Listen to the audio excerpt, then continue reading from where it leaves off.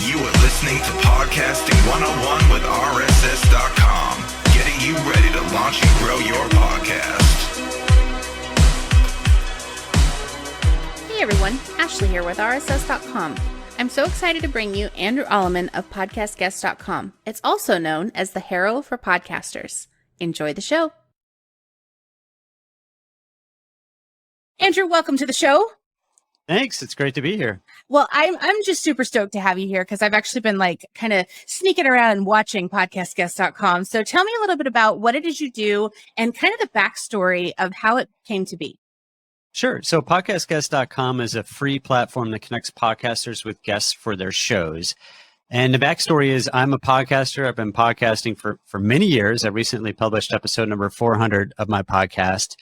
And after about a year of podcasting, I do the guest format like a lot of people. I was running out of guests. I kind of tapped my Rolodex and I had invited all the people I know that were relevant. And then I was looking around like, how can I find someone new and interesting? And so I looked around to see if there would be a platform to help me find guests for my show. And at the time, the only alternatives were these agencies, which do a great job, but they're expensive. Yeah. And I think most podcasters don't want to spend thousands of dollars a month finding guests for their show. So I decided to create my own platform, and that was podcastguest.com. Now, when did it launch and how did it first, whenever you rolled it out, what did it look like? Sure. So I started in 2016, and I modeled the service off of a popular tool that PR people use, which is called Help a Reporter Out, or HARO. And people use that to find people to interview usually for their written articles, right? Like, I need someone who has a mortgage and they change jobs when they had mortgages, right? Someone's writing something for a Wall Street Journal. They'll send out their request. That's how they get a lot of those responses, right? Those kind of esoteric responses. So I decided to try the same thing for podcasts. And so it started just on email. So we'd send out an email every week that said, here's some podcasts looking for guests. And if you're a fit, pitch to them. So people would click a link, they'd fill out a pitch form. So very much just like Help a Reporter Out. And then over time, the users started asking for more, right? They're like, hey, this is great, but it'd be wonderful if there was a way for, say, podcasters to come to me and invite me on their show, because I'm looking through your lists and I might be a fit for some of them, but my story doesn't really fit into those categories, those neat categories. And so over time, we added our directory, which now has about 1,000 people in it. And that allows podcasters to see who you are and what makes you interesting and invite you to be a guest on their show. That's amazing. So now when the platform first began, did you have trouble getting people to sign up on it, or was it pretty quickly that everybody wanted part of it? Well, I mean, it's certainly grown over time, right? So now we have over 38,000 people. And the first time I sent out an email, we had maybe 100 or 200. And so I just reached out to podcasters I knew. I reached out to my podcast editor and other people and said, hey, I have this problem. I imagine other people do. If you have this problem, would you be interested in trying this out for me? I don't know if it'll work, but let's give it a shot. It's completely free. And then it, started growing slowly at first. And then there was a lot of word of mouth, right? Like podcasters telling other podcasters about, hey, this is where I find guests, or even saying on their show, I found this guest through podcastguest.com. And so it started to grow fairly rapidly from there. But yeah, it started out small. I would send out maybe 4 or 5 podcasts a week. Now we send out 2 emails every week with 10 podcasts. So we're featuring 20 podcasts every week. Wow, that's a lot. So 38,000 users. How in the world does someone not get lost in the shuffle? Yeah. So when we feature podcasts in our newsletter, they get typically, some of them will get about 5 responses if they're very specific, and others will get over 100, right? Okay. And the ones that get over 100, it is more challenging to get booked on those shows. They tend to mirror podcasts in general. So entrepreneurship podcasts, for example, business, things that are really popular and really broad tend to get the most. But then there are some that only get a handful because they're pretty specific. I'm always amazed. I had someone recently who was looking for musicians from the 60s, 70s, and 80s who were fairly popular. And sure enough, they got about 5 pitches from people that were in bands that were kind of popular back then over those decades, right? So even though it's kind of specific and out there, they do get pitches. So when it comes to, from a guest perspective, getting booked on podcasts, they need to really really make that pitch perfect, right? And perfect's too much of a word, but they need to hone it and get, pretty specific about what they can talk about and what makes them unique and different from other guests that are going on their show. I always tell people to what's called niche down, which is don't be super broad. Like, I'm a business person and I can talk about business on your show. Well, there are millions of people that would meet that. Be more specific, right? So maybe you help law firms that are in the technology space in the Midwest find new clients, right? And so your expertise is how can this type of law firm find new clients? That's more specific and it's more likely to grab the attention as long as it's relevant to that podcaster. Now, from a host perspective, what should the host be asking for? Like, if you're trying to get very specific stuff, like how should they go about asking the questions to get those guests that they're specifically looking for? Right. So there are two ways that podcasters, when they're using podcastguest.com, can use our system, our platform, if you will, to find guests. And so one way is they can be one of those featured podcasts in our newsletter. And so they tell us exactly what they're looking for and guests. And you could say, I'm looking for this, this, and this, or you can go a little bit broader as well if you want to get the biggest number, potentially at 100 plus people to pitch to you, right? The other thing is you can search through our directory at podcastguests.com/directory, and you can search by category, you can search by keyword to find people. If you're looking for something very specific, you might find them amongst that 1,000, but it tends to do even better if we can feature you so that even the people that aren't in the directory can say, hey, that's me, and basically raise their hand and tell you why they're a fit for your show. Now, in your opinion, what is if someone wanted to do guest swaps, for example, because that used to be a big thing, everybody was just guest swapping. How do you feel that is versus using podcastguest.com? Yeah, so guest swaps are a great way to grow your show. In fact, I think the number one way for a podcaster to grow their show is to be a guest on other shows, right? When you think about it, 100% of the people listening to that other show are podcast listeners, right? So it's the most targeted medium for you to use compared to social media or anything like that. And so swaps are one thing you can do, and I think it makes a lot of sense if you know some podcasters that might be interested in doing guest swaps, right? But a lot of times it's hard to find, and there's a lot of outreach involved. And so that's one of the things. Now with Podcast Guests, you're just offering to be a guest on the show. But you could always, of course, say after you're on that show, hey, do you want to be a guest on my show? Right. So you can always offer that. But it's really a matter of if you have a huge network of fellow podcasters and they're all kind of relevant to your space, then I'd absolutely recommend talking to some of them about doing swaps. In our case, we're not, one thing that we're very careful about is that you're not demanding any sort of reciprocity or payment or anything for a guest appearance. Now, we do tell our guests to help promote that show after they're on them, and you should always offer that up. That's a great way to get booked on shows, and you're more likely to get booked on more shows if you do a lot of that promoting other people's shows once you're on them. But we avoid any of that kind of tit for tat, kind of quid pro quo kind of stuff, if you will. And honestly, that's kind of why I like podcastguest.com, is because it's so much more than just, hey, let's just be on a bunch of shows. It feels like it's a more professional route of, hey, this is what I'm trying to get out. This is my message. And so I'm using this to make sure I'm only going on the shows that really matter to my audience. Yeah. And I recommend a lot of people try to get on as many shows as possible. And there are some benefits to that. Like every show you go on is practice, if nothing else, right? You're getting better at your messaging. You're getting better at your speaking. But I always encourage people to look for the ones that really have their target audience. I'd much rather go on a show with 100 listeners that's very specific to my audience than one with thousands of listeners that probably don't really care about what I do, right? So as an example, I'm on the RSS.com show right now. Everyone listening is into podcasting, right? So that's much better than going on a big show where very few people care about podcasting or finding guests for their show. Absolutely. Absolutely. So now, in your opinion, whenever someone's going to show up to be a guest, what should they be prepared for, or how should they go about the preparal process? Yeah, so this is tricky. And I think we found that there are people that treat it differently, treat their appearances differently, and come with different levels of preparedness.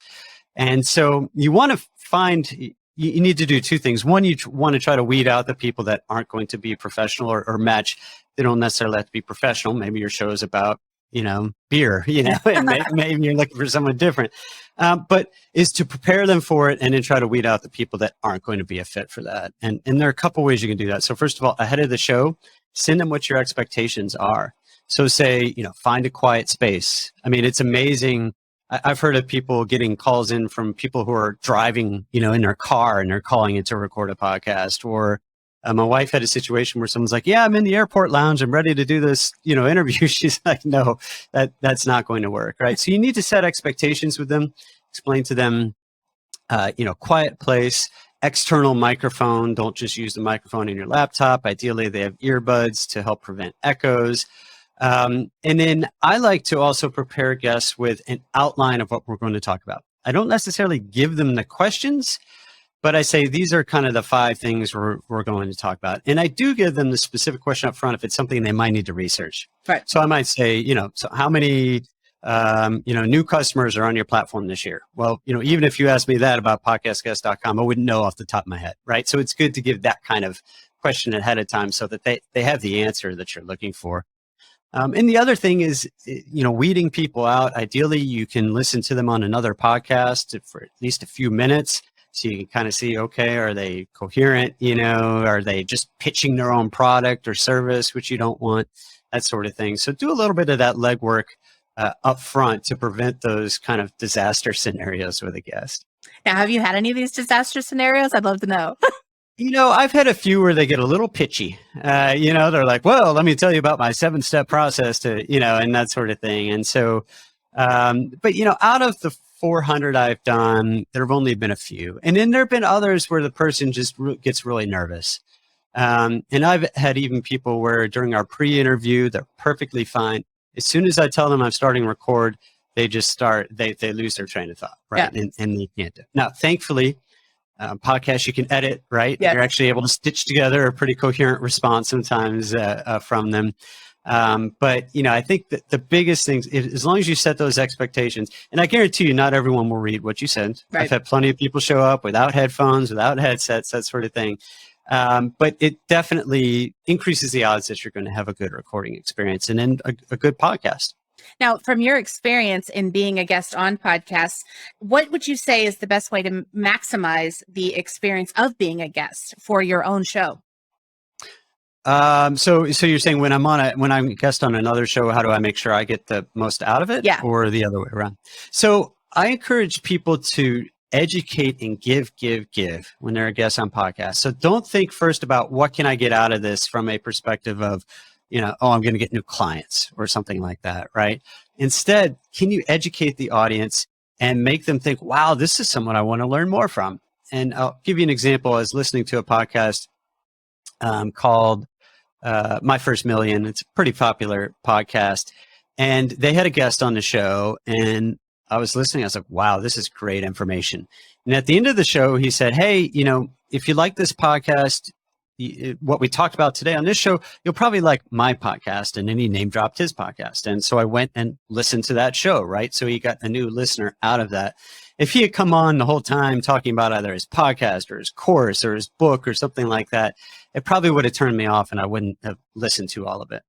So, but it is good, to have kind of that messaging for the end of the podcast, right? What do you want to get across? A lot of times a podcaster will ask something, or there'll be a time that it makes sense to insert your message. I mean, earlier in this podcast, you asked me, what is podcastguest.com? Well, obviously that helps get across, what my product or service is right there. But, oftentimes having a free guide or something like that you can offer. So for example, on a lot of podcasts, I'll say, hey, I've created this free guide for how to get booked on podcasts as a guest. You can go to podcastguest.com/guide and download that for free, right? So that also gives kind of a takeaway. And if people are like, hey, Andrew added a lot of value here, I liked what he had to say, I'd like to learn more, that's kind of a way for them to take the next step, if you will. What you don't want to do, and what I had one podcastguest.com user reach out to me once, and he said, I've been on 30 podcasts, I haven't gotten a single client from it. I go on these podcasts, I talk about how what the products and services I provide, yet I still haven't sold anything. I'm like, well, that's kind of where you're going wrong, right? You're going on and you're selling the whole time. And it's a turnoff. No one wants to listen to an infomercial. Right. Don't listen to podcasts as infomercials. I love everything that you said because we had one of our first guests was Josh Elledge from Up My Influence, and everything that you're saying kind of echoes what he was saying about how if you show up and you're there to deliver value, you're actually going to get a better audience than you would, like you said, if you're just giving them an infomercial the whole time. Absolutely. So, and there are knock-on effects from that too. You might get invited back on the show, or someone's listening and they thought you had a lot of value. They'll invite you to their show. Yep. And you never know who's listening. That's the crazy thing about podcasting is you literally never know who's listening. So now that we've covered from the guest perspective, what about from the host perspective? How can they get the most out of having guests on their show? Right. So I think there are a couple big benefits from getting a guest on your show. And one is great content, right? So you get someone on who can educate, entertain your audience so that they'll come back and listen to the next show or subscribe to your podcast. The other thing is a promotion element here. And this is the fact that that other person will hopefully help you promote your show afterward. And so there are a few things you can do here to make it easier for them, right? I mean, you obviously need to email them after the show goes live. I'm shocked at how many podcasters neglect to do that. But email them, say, hey, look, here's the link to the show. I'd really appreciate you helping by spread the word on social media or your email list. Or in the case that the guest told you up front what they do, kind of reiterate, hey, ahead of you coming on, we'll use Josh as an example. I don't know what he committed to do, but you said that you send this out to your tens of thousands of Twitter followers and this and that. Will you please go ahead and do that? And then you can make it easier, right? Here's some suggested messages, or you go ahead and tweet it or Facebook it or Instagram it and tag that person so they can just retweet it and share it and that sort of thing as well. So you're getting a little bit of that person's audience while also educating your audience. To me, that's kind of the power of having great guests on your show and why a guest format, I think, is so good for a lot of people. And, if you've ever tried to do a solo podcast, it's a lot of work because you're the one talking for 20, 30, however long minutes that your show is, whereas the guest is providing the content for you when you have a guest on your show. Yeah, and it definitely saves a lot of time and energy because since they are providing such amazing content, you can kind of just sit back and coast. As the interviewer, you're just giving prompts, right? Yeah. I've been on some interviews where the interviewer is talking half the time. That's not good, right? But yeah, it's so much easier. I mean, you do have to prepare, right? You have to know what you're going to ask. You have to do some more work in ahead of time. But to me, it's a lot easier than doing solo episodes. Well, one of the things you said that really stuck out to me is you said to send suggested messages for whenever you're asking them to promote the show. That is something that is just so genius, and I'm totally going to steal it because I can't believe I haven't thought of that myself. Right. And, the goal is to just make it as easy as possible for them to promote. Everyone's busy. They already did the interview. Now you're telling them it's live. Sometimes it could be a month or two later, right? I know some podcasts are interviewing lots of people and then there's a couple months delay. They might have even forgotten what, specifically the podcast was about, right? Yeah. So the more you can help them, make it easier so they don't have to say, oh, what do we talk about specifically on that show, right? Just make it as easy as possible for them. Well, since you are an expert in the industry, I have to ask you what your feelings are about how quote unquote saturated the podcasting market's become. Now, in my opinion, I'm from the blogger world and blogging wise, there's like 500 million or billion at this point. So there's less than 3 million podcasts at this point still, even though it's still a growing market, there's still not that many out there. So what do you think about people saying, oh, it's too late. I shouldn't start a podcast. I've already missed the boat. Well, you kind of answered part of that, right? I mean, look at other media, right? Look at blogs, look at social media accounts, that sort of thing. I mean, there are just millions and millions of YouTube channels, right? So podcasts are a lot less crowded. And I'd say even that 3 million number is really high. If you look at the number of active podcasts that have published in the last month, it's in the hundreds of thousands, not the millions, right? So the number is much smaller. Now, what is a challenge for people is that discoverability takes time in podcasting. Whereas you might write a blog post and maybe it gets bumped up on Reddit or Google really likes what you have to say and a lot of people are searching for it. And you can all of a sudden get a lot of traffic. Podcasting is a more intimate medium, right? You're asking for someone to listen for 30, 40, 50 minutes. And they're not just going to find you through Google and some of these other search engines, mediums, media, that sort of thing. And so it can take time. And so I tell people that I don't think it's oversaturated, but you do need to come in with the right expectations and the right goals as a podcaster. And so a lot of people start a podcast thinking they're going to be the next Joe Rogan, they're going to sell all these ads, that sort of thing.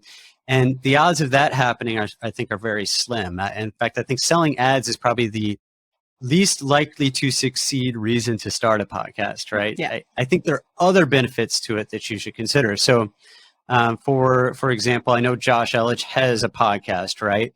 And each of those podcast interviews, he has the opportunity to talk to someone who will also learn about him and become part of his network.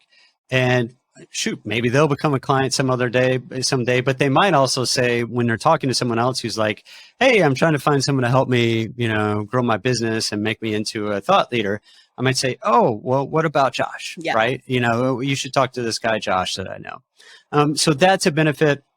Of course, everyone listening to your show, you're reinforcing your brand here, the RSS.com brand.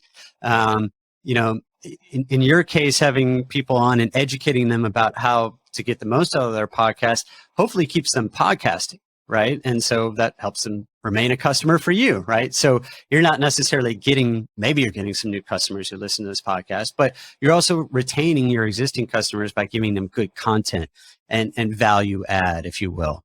I often tell people that are podcasting companies like yours, like, hey, why don't we do something where I help your people get guests for their shows, because then it's easier for them to keep podcasting, right? And so some of these relationships you make from these interviews can be really valuable as well. Well, and I mean, you never know what kind of a relationship you're going to build with people. I mean, some of my best friends have been on the show that I have of my own. And it's because, once you start talking to them, you start getting to know them, you find out not only are they really cool people, but you guys have a lot in common. Right. I had someone who told me she had found a few guests through podcastguest.com. And no, she had been on a few podcasts through podcastguest.com over a month. And she said one of them, she wrote the foreword for their book based on that relationship. Another one, they became really good friends. And another one, they ended up having a business relationship. I forgot who was a client of whom.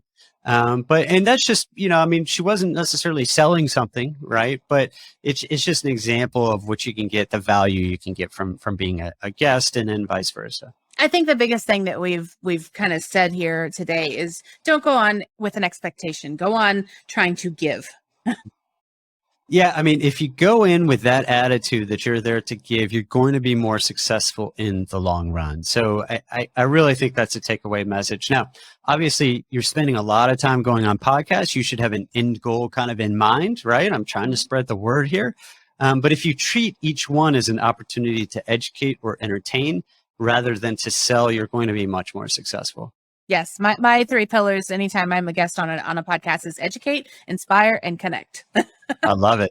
Yeah. I love it. Well, I got to ask you, where can we find you online? I know we already talked about podcastguest.com, but where else can we find you? Right. So podcastguest.com is kind of my main thing. You can find me on LinkedIn and social media. And I also created a page specifically for RSS.com users where we can feature your show in our newsletter and you can kind of jump to the top of the queue. And to do that, it's podcastguest.com/RSS-com. So r/RSS-com. That's awesome. Yeah, there's a form you can fill out there, and then it alerts me, and I'll put you at the top of the queue. We do require that by the time we feature your podcast, that you have at least 10 episodes and you're in Apple Podcasts at that point. But hopefully, even if you aren't there, you can go ahead and submit it, and then when you get there, we can feature you. But yeah, that's a great way to connect. Well, I've got 2 more questions for you, and then I'll let you go. The first one I got to ask you is, okay, as a podcaster yourself, what is something that we haven't talked about in this episode yet that you really want to tell podcasters that are listening? Well, I would like to make my pitch for getting good cover art for your show. And it's a pet peeve of mine because we put together these lists of podcasts every week, twice a week, and a lot of them have really bad cover art. And it's kind of like writing a book and then slapping a bad cover on it. You want something that stands out and looks professional, or at least looks in tune with your podcast. And I see so many bad cover art.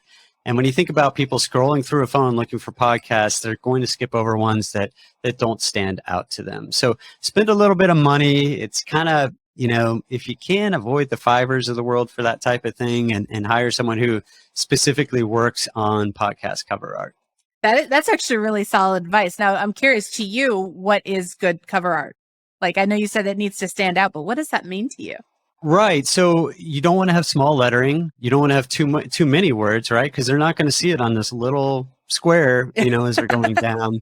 And you want the colors to kind of stand out. Like sometimes I'll get one that just has, like a mostly white background, which, if you're not filling up all that, if you've got a little something in the middle, then it just looks like this little thing rather than a big one. So, the colors should ideally pop a little bit, right? So in some cases, like RSS.com is a great logo that can be, the basis for that. It pops out color wise. For my show, I've used, it's JennyHDesign.com. She does a wonderful job. It is, I think it's $200 and something. So it is a little bit more expensive. And, I always tell people, get out there, start your show. If you don't have the money to spend now, but then that would be one of the first things that upgrade if you don't have a chance to get a good one to begin with.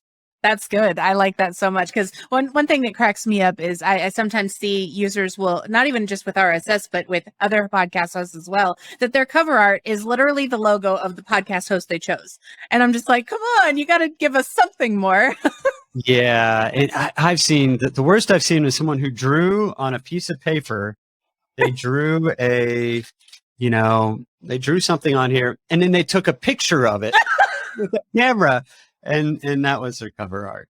So that's actually pretty funny. I can't help that. Needless to say, it was not great cover art. Yeah, and true story, as bad as it is, people do judge your podcast by your cover art. Absolutely, absolutely, and think of it kind of like a book cover, both in its utility and in design, right? If you do go to a bookstore still, if you stepped in a book, you see the shelf, or at the airport, right? The shelves, they all have these bold titles that grab your attention, or a graphic that grabs your attention. And that's what you want to do. Absolutely. All right. Last question. I ask this to everyone before I let them go. What's one question I didn't ask you really wish I had? I wish you would have asked, this is another thing kind of in the same area, but that is which type of microphone to get. Ooh. And the key here is you don't have to spend hundreds of dollars, but buy a dynamic microphone as opposed to a condenser, because what it's doing here is it's capturing just your voice. It's not capturing everything around you. And my dog was barking earlier on this episode. You could hardly hear her, in part because I'm using a dynamic mic that's not picking up everything around me. Such solid advice. And I kind of have a little bit of mic envy right now, so I'm going to have to go get myself a new one. Well, Andrew, I just want to say thank you so much. Everybody needs to check out podcastguest.com. We're going to leave all the links to this amazing stuff he's been sharing down in the show notes. And I guess that's it for now. And I just thank you again. Really, this has been awesome. My pleasure. Thanks for having me on the show. Thank you. Well, my fellow podcasters, we hope you enjoyed the insights, tips, and ideas shared in this episode. To learn more about launching and growing your own show, head over to rss.com/blog. And if you're ready to launch a podcast of your own, you can get started for free with your first episode on us. Thanks for tuning in.